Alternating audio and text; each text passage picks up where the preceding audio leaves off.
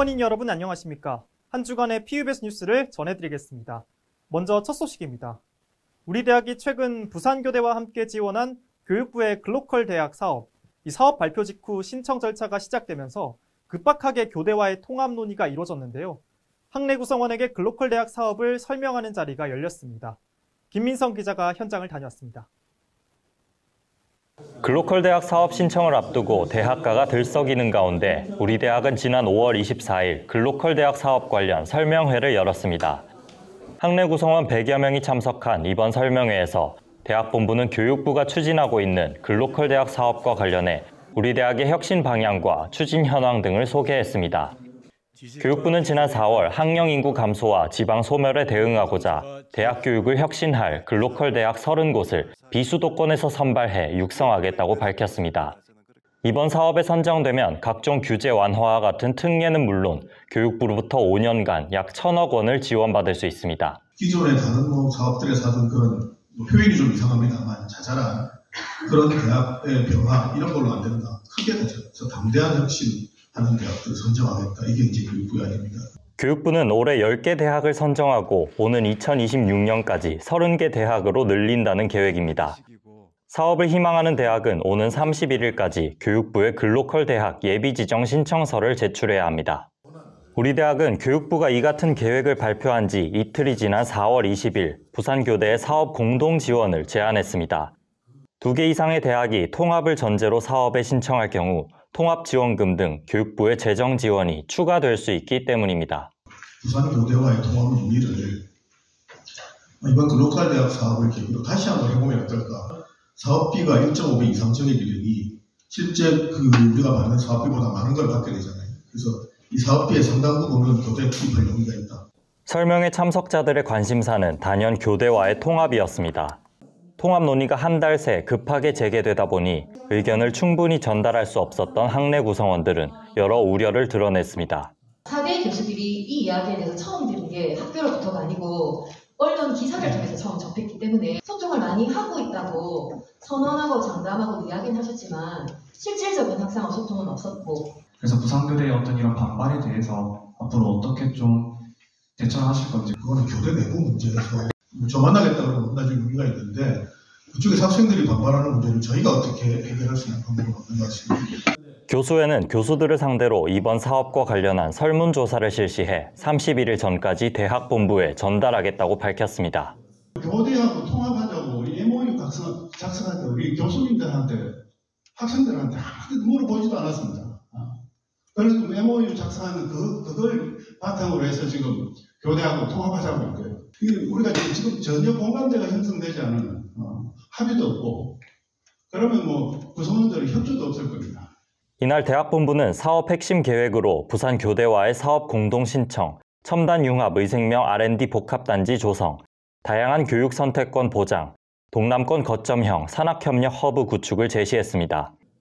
이어 예비 지정을 통과한 다음 본지정 신청서를 구체적으로 작성하게 되면 더 많은 의견 수렴과 함께 통합 논의를 본격적으로 이어가겠다고 전했습니다. PUBS 뉴스 김민성입니다. 우리 대학과 부산교대가 본격적인 통합 수순을 밟게 됐습니다. 하지만 부산교대 학생 전원이 수업을 거부하는 등 대학 구성원들의 반발이 극심한데요. 임보영 기자가 전해드립니다. 지난 17일 우리 대학과 부산교대의 통합이 결정됐습니다. 하지만 학생 의견이 반영되지 않은 통합에 양대학 구성원들이 분노하고 있습니다. 부산교대 학생들은 기자회견에서 24일과 25일 이틀간 수업을 거부하며 학생 동맹 휴업을 선포했습니다. 학생 의사가 반영되지 않은 논의에 대한 반대 의지를 표명하겠다는 겁니다. 그 통합을 하는 과정이 너무 비민주적이에요. 그거를 하는 것도 너무 급하고 제대로 결정이 된 것도 없는데 우선 통합을 하겠다. 그러니까 부산교대 학생 측은 글로컬대 사업 최종 선정에서 탈락하는 것을 최종 목표로 행동하고 있습니다.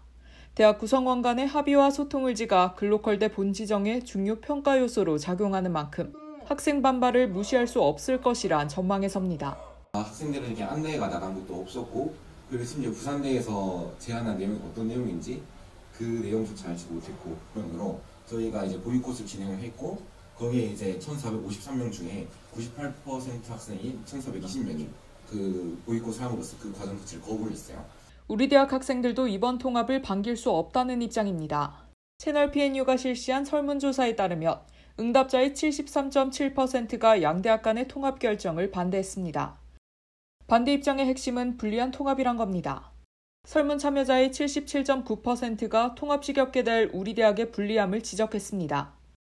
참여자들은 공통적으로 글로컬대 사업으로 얻는 예산의 상당 부분이 부산교대를 위해 사용됨을 지적하며 부산대의 이득이 전혀 없다고 비판했습니다.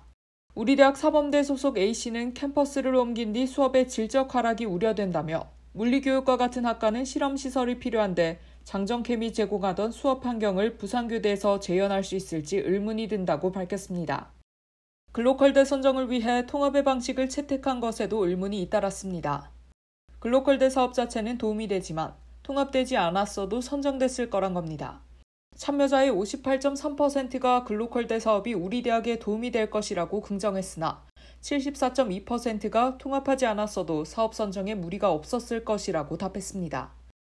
이에 우리 대학 기획평가과는 우리 대학 내부에서도 대학 간 통폐합과 융복합 교육과정 운영을 주요 방향성으로 꼽고 있어 통합이 장기적인 방향에서도 유리하다고 설명했습니다. 상호 간 복수 전공 논의도 주요 쟁점입니다. 부산교대는 통합 조건으로 우리 대학 학생들의 초등교원 자격을 위한 복수 전공 금지를 내걸었지만 우리 대학은 제재 계획이 없기 때문입니다. 설문 참여자의 51.3%가 부산교대 학생들도 우리 대학의 일반과 복수 전공을 금지해야 한다는 의견에 찬성했습니다.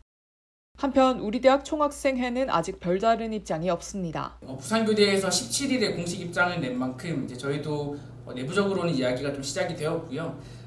이번 주 수요일에 있을 공청회 때 본격적으로 이야기를 좀 들어보고 학내 의견 수렴 절차를 좀 거친 후에 총학생회의 공식 입장을 표명할 계획입니다. PUBS 뉴스 임보영입니다. 우리 대학 구성원만 이용할 수 있었던 경암체육관이 올해 5월부터는 금정구민도 이용할 수 있게 되었습니다. 윤진영 기자가 보도합니다. 올해 5월부터 우리 대학 경암체육관이 금정구민에게도 개방됐습니다. 지난 12일 백종원 의원실은 올해 5월부터 2027년까지 5년간 금정구청 직원을 포함한 금정구민에게 경암체육관을 개방한다고 밝혔습니다. 금정구민들은 금정구 거주증빙 내용 제출 후 교직원과 동일한 요금으로 경암체육관을 이용할 수 있습니다.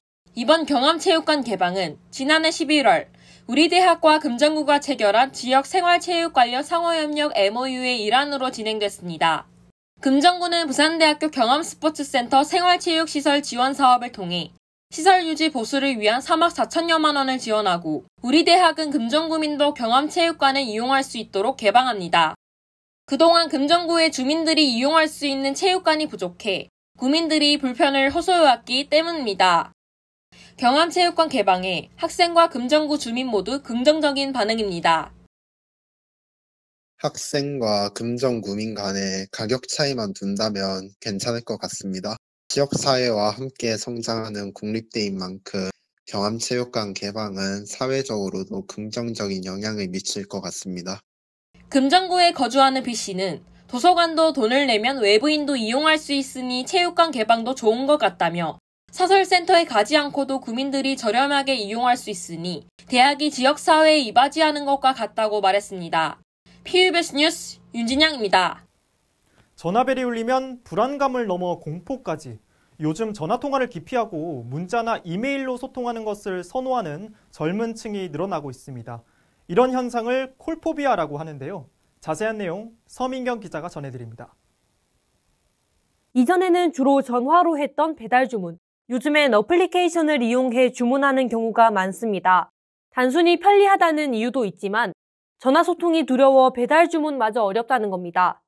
최근 전화 소통을 기피하는 20, 30대가 늘어나고 있습니다. 전화라는 뜻의 영단어 콜과 공포증을 뜻하는 포비아의 합성어인 콜포비아. 전화 소통을 기피하고 문자나 이메일 등의 텍스트 소통을 선호하는 현상을 말합니다.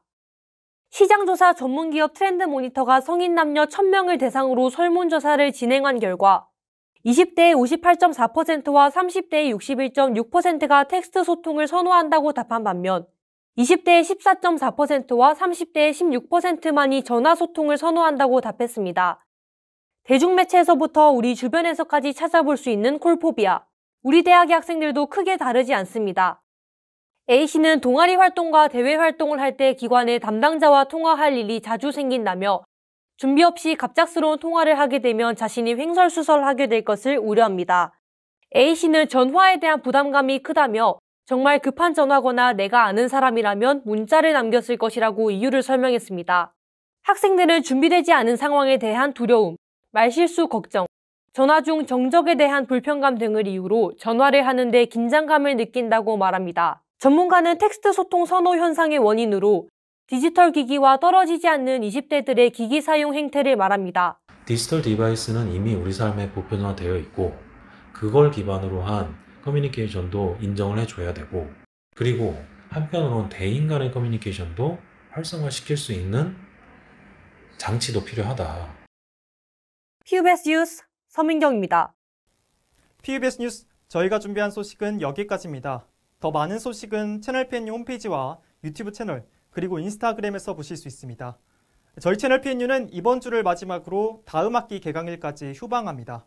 여름방학 동안 더욱 알찬 소식과 풍성한 콘텐츠를 준비해 다시 돌아올 것을 약속드리며 인사드리겠습니다. 시청해주신 효원인 여러분 고맙습니다.